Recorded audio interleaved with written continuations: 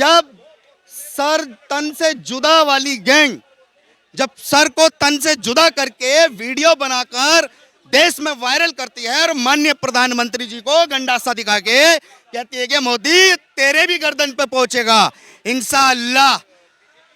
ये जब भाषा एक जिहादी आतंकवादी के मुख से निकलती है तो ये कहां जाते हैं सारे, ये कहां जाते हैं विपक्ष के लोग। नमस्कार, मैं हूं शिवी अग्रवाल और आप सभी देख रहे हैं जेटी न्यूज़। जैसा हम सभी को पता है कि पीएफआई देश में पैर पसारे हुए है। आप सभी जानते हैं कि विपक्ष इस पर शांत है। दिग्विजय सिंह ने कहा कि आरएसएस और पीएफआई एक ही थाली के चट्टे बट्टे हैं, लेकिन केंद्र सरकार इसका पुरजोर विरोध कर रहा है। तमाम जांच एजेंसियां इसकी जांच पड़ताल में लगी हुई हैं। तो आइए आज बात करते हैं लोगों से कि क्या कहना है पीएफआई के मुद्दों पे। क्या पीएफआई का देश से सफाया होना चाहिए, जानते हैं लोगों से। ज्यादा उछाल रही है विपक्ष, इस मुद्दे को ज्यादा दबा रहा है। केंद्र सरकार तो सच्चाई सामने ला रही है और विपक्ष तो अपने पाले गुर्गों को छुपाने का एक काम कर रहा है, लेकिन ये ज़्यादा दिन चलेगा नहीं। पीएफआई जो वर्तमान में जिसके पदाधिकारियों को उठाया गया, जो आज की वर्तमान की 250 से ज़्यादा संख्या है इनके आतंकी, और जो पीएफआई आतंकी टेरर फंडिंग से चल रहा है, इसके जन्म देने वाले केवल और केवल भारत की सत्ता में बैठे विपक्षी कांग्रेसी हैं। इन्होंने ही ये पाले हैं और ये इनके ही पाले सपोले हैं, और इन सपोलों का फन कुचलना माननीय नरेंद्र मोदी जी को बहुत अच्छे से आता है और उन्होंने शुरू कर दिया है। और ये वही सपोले हैं जिन्हें पकड़ा जा रहा है, और सपोले पकड़ने पे ये जितने हैं ना, ये अपने पाले राज ना खुल जाएं उनको छुपाने के लिए ये आजकल प्रोपोगंडा चला रहे हैं कि सड़कों पे बैठ के प्रदर्शन कर रहे हैं और कांग्रेस का हल्ला बोल कर रहे हैं। लेकिन ये लोग जब कहाँ जाते हैं, जब सर तन से जुदा वाली गैंग जब सर को तन से जुदा करके वीडियो बनाकर देश में वायरल करती है और माननीय प्रधानमंत्री जी को गंडासा दिखा के कहती है कि मोदी तेरे भी गर्दन पे पहुंचेगा इंशाअल्लाह। ये जब भाषा एक जिहादी आतंकवादी के मुख से निकलती है तो ये कहां जाते हैं सारे, ये कहां जाते हैं विपक्ष के लोग। एक क्यों नहीं उतरता है ये सड़कों पे? ये नहीं उतरते हैं। जब दिल्ली के अंदर पत्थरबाजी की जाती है तो एक भड़वा नहीं निकल के आता। क्यों? जब हिंदू की मॉब लिंचिंग होती है तब ये एक नहीं निकल के आता। कहां जाते हैं? जब किसी मुस्लिम की हत्या हो जाती है तो ये पूरा बॉलीवुड भंड गैंग भी बाहर आ जाता है और ये सारे के सारे किन्नर डांस करते हुए सड़कों पे काला तिरपाल पहन के लौटते हैं। आपको क्यों लगता है विपक्ष का क्या कारण है इस मुद्दों पे अक्सर चुप रहता है जब आतंकवादियों के मुस्लिम के मुद्दे निकलते हैं? देखिए, विपक्ष का तो कारण यही है कि पाले हुए सांप ये सपोले इन्हीं के हैं, और जब इन्हीं के सपोलों को पकड़ा जाएगा तो इनका जो बीन बजाने वाला है वो तो ढूंढेगा ही ना और बचाएगा। अब बचाना तो बहुत लेट हो गया। अब भारत की सरकार और भारत के लोग सनातन संस्कृति के साथ हिंदू राष्ट्र के आगाज के साथ बढ़ रहे हैं और भारत संकल्पित हो चुका है, भारत का एक एक युवा संकल्पित हो चुका है, हिंदू राष्ट्र के लक्ष्य के साथ आगे बढ़ेगा।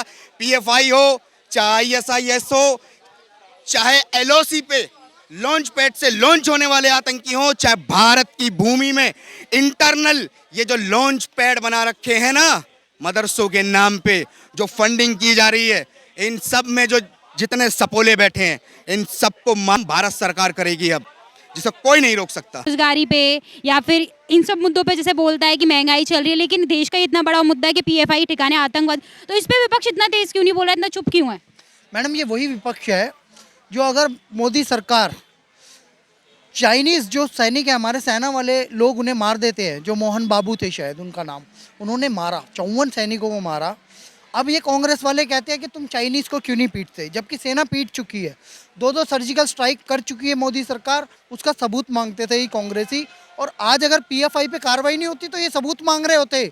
यही लोग कह रहे होते कि मोदी जवाब दो, पीएफआई पे कार्रवाई क्यों नहीं हुई? तुम बार बार दिल्ली दंगों में, शाहीन बाग में, करौली दंगों में, जोधपुर दंगों में, हर जगह उसका नाम लेते हो सिर्फ, लेकिन कार्रवाई क्यों नहीं करते? और आज मैडम 45 आतंकी तो वहीं से पकड़े गए कर्नाटक से, जिसमें वकील है, नेता है, मौलाना मौलवी हैं।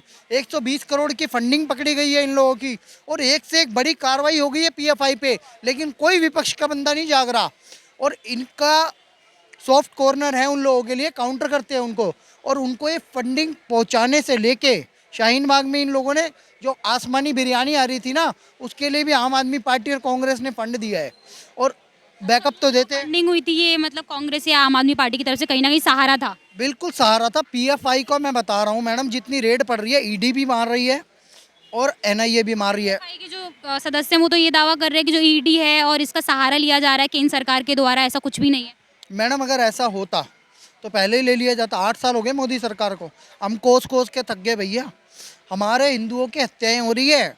हमने इतना कोसा मोदी सरकार को, अमित शाह को, कि जागो, ये आतंकी है, ये पीएफआई सिमी है। सिमी जो student Islamic movement in India, madam ABVP को आप जानते होंगे, आप कॉलेज के स्टूडेंट रहे होंगे, अखिल भारतीय विद्यार्थी परिषद, NSUI national student union of India, और सिमी की फुल फॉर्म आपको पता है, student Islamic movement in India.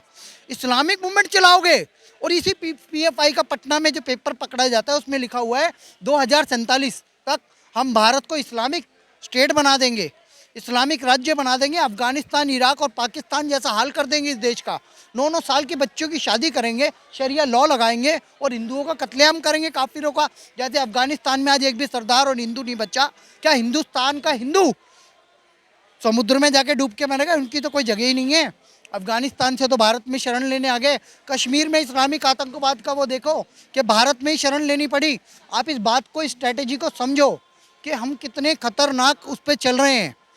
हमें कार्रवाई जो मोदी सरकार ने करी है सराहनीय है, उस पर उसका स्वागत करते हुए विपक्ष को भी साथ देना चाहिए। और जो पेपर पकड़ा गया था उनसे पूछना चाहिए, जितने आतंकी पकड़े गए हैं, कि आप गजवाए हिंद को सपोर्ट करते हो? जो कहे हाँ तो उसके माथे पे गोली पड़नी चाहिए, एनकाउंटर होना चाहिए। वो इसलिए क्योंकि एक भी आतंकी जिंदा नहीं बचना चाहिए। भयबिन होई ना प्रीति। आपने इंडियन मुजाहिदीन आईएम को बंद किया, सिमी को बंद किया तो पीएफआई बन गया, फिर इसने आतंकवादी गतिविधियां करी। कब तक इन संगठनों को बैन करोगे?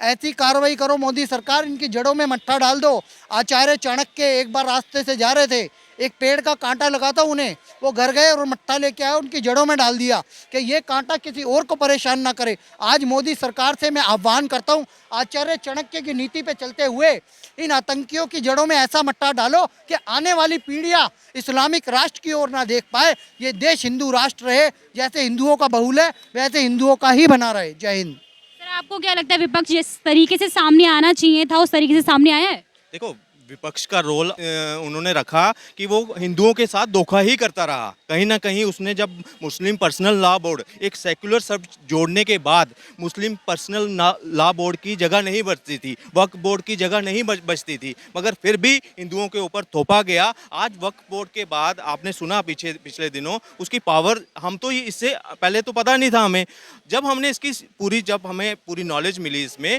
कि वक्फ बोर्ड अगर किसी भी जगह पे अगर हाथ रख लेना तो आप जो है आप सीधे आपको हाई कोर्ट जाना पड़ेगा, उन्हीं के आगे पहले अपील करनी पड़ेगी अपनी प्रॉपर्टी को छुड़वाने के लिए। और सबसे बड़ी बात जो कि अगर ये वक्फ बोर्ड जो है मतलब कहीं ना कहीं मुस्लिम समुदाय से साथ जुड़ा है, तो एक 1400 साल पहले जो धर्म आया है और वो 1500 साल पुराना मंदिर पर क्लेम कर रहा है साउथ में, तो ये एक चिंताजनक बात थी। आज कहीं ना कहीं चाहे वो वर्शिप एक्ट हो, इसमें विपक्ष का रोल हमेशा हिंदुओं के विरुद्ध रहा है। और आज भी पीएफआई के जब इतनी बड़ी आज उनको विपक्ष को आज सरकार का साथ देना चाहिए और उसके सामने आना चाहिए कि ऐसे आतंकी संगठन को बैन करना है। बैन दूसरा ऑर्गेनाइजेशन कोई और ना तैयार करे पीएफआई का तर्ज पर, वैसे इनको मतलब बिल्कुल खात्मा करें, जमीन में नस्ता नाबूद जिसको कहते हैं। क्या लगता है कि क्यों चुप रहता है अक्सर विपक्ष जो है, क्योंकि इन मुद्दों पे अक्सर चुप रहता है आतंकवादियों के मुद्दों पर? इन्होंने ये आज से नहीं है, ये कांग्रेस जो है हमेशा मुस्लिम परस्त राजनीति करती रही है। आज जब से 8 साल के बाद जब एक इक्वलिटी की सरकार, जब भाजपा सरकार बदली है, तो उन्होंने सबका विकास लेकर चले, तो इनकी जो बिरयानी थी ना वो बंद हो गई, तो वो आज चुभन हो रही है। आज कोई भी मुद्दा जाता है, मैं आपसे एक चीज़ पूछता हूँ कि जब आप बेरोजगारी की बात करते हैं, आप महंगाई की बात करते हैं, आप शिक्षा की बात करते हैं, तो क्या सुरक्षा की बात कोई नहीं करेगा? जब आप एक 7 पेजों का डॉक्यूमेंट रिलीज होता है, वो भी ऐसे संगठन से जो हमारे बीच में रहने वाले, हर जगह उन्होंने हर डिस्ट्रिक्ट में अपनी टीम बनाकर रखी हुई है। कल को हम शिक्षा भी दे देती है सरकार, एजुकेशन के नाम पर, मतलब अच्छे आप पढ़ने भी अच्छे चले जाते हो, मगर आपकी सुरक्षा नहीं होगी। आपके सुरक्षा के साथ ऐसे लोग खिलवाड़ करना चाहते हैं और आपको इस नज़र से देख रहे हैं कि आप उनके लिए एक काफिर हो, तो मुझे बताइए, आप पढ़ लिख कर आप ग्रेजुएशन भी कर चुकते हैं, मास्टर कर लेते हैं और आगे उस टाइम पर आप उनका शिकार बन जाते हैं, तो क्या करेंगे आप? आज कहीं ना कहीं हिंदू जो है वो अपने अस्तित्व की लड़ाई, अस्तित्व को बचाने की लड़ाई लड़ रहा है, जिसमें जो हमेशा विपक्ष में सबका नाम लूंगा। आज तो जो ये बिहार में बदलाव हुआ वो भी कहीं ना कहीं पीएफआई का एक रहा। आज वो सीबीआई को बैन करने की कोशिश कर रहे हैं बिहार में। पीएफआई आज इतना मजबूत खड़ा हुआ है, कहीं ना कहीं विपक्ष का सरकार जो पहले थी उनका हाथ है।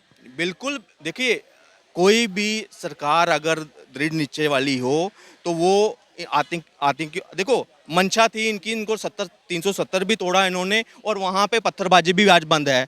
एक मंशा थी ना, अगर आप उसको डिले करते जाएंगे तो ये तो बढ़ेगा ना। एक जख्म है वो नासूर बनाया, नासूर बनाने का काम जो है वो कांग्रेस ने किया, विपक्ष ने किया, उनके साथ जो जितने भी पार्टियां मिलकर आज वही चीज़ आज इस पे खुलकर नहीं बोल रही है पीएफआई के ऊपर। आज मैं एक और चीज़ बताता हूँ, बड़े बड़े आंदोलन आपने देखे, शाहीन बाग का आंदोलन देखा, आज उसमें ऐसे चेहरे दिख रहे हैं, आने वाले समय में आप देखेंगे जो पॉलिटिकल पार्टी यहाँ क्रेडिट लेते हैं, दिल्ली सरकार में बैठे हैं, जिन्होंने बिरयानी पीएफआई के नाम से वहाँ खिलवाई है और उनकी ये जो रेट्स पड़ने लगी ना एकदम से, इनका प्लान बहुत बड़ा है। आज मैं थोड़ा सा और डिस्क्राइब करूँगा। आज एनआईआई को वहाँ पे डॉक्यूमेंट्री, क्योंकि वहाँ जो पीएफआई के लोग थे उन्होंने क्या किया, उनकी कॉल रिकॉर्डिंग की है। कोई भी बड़े नेता की बात हुई है तो उनकी कॉल रिकॉर्डिंग हुई है, वो जो लैपटॉप में उन्हें रखा है कि कल को अगर ज़रूरत पड़ी तो हम उसको उस रिकॉर्डिंग के आधार पर अपने साथ या ब्लैकमेल करेंगे या कुछ करेंगे, क्योंकि उन्होंने उनकी मदद की है। अगर मदद की है तो कहीं ना कहीं वो फंसेंगे। अब वो जब लैपटॉप पकड़े गए हैं, जो उनके मोबाइल फ़ोन में जो डाटा मिला है, उस आधार पर रेट्स पड़ रही हैं। आने वाले समय में आप देखेंगे कि इसको जड़ से ख़त्म करेगी। सर, केंद्र सरकार है इस मुद्दे को ज़्यादा उठा रही है, विपक्ष इस मुद्दे पे कम बात कर रहा है, क्या कारण है? पीएफआई एक आतंकवादी संगठन है और सबूत भी पक्के मिले। देखिए आपने कितनी जगह छापेमारी हुई, विदेशी मुद्रा से लेके विदेशी हथियार तक बरामद हुए, तो इसे तो बैन किया जाए तत्काल।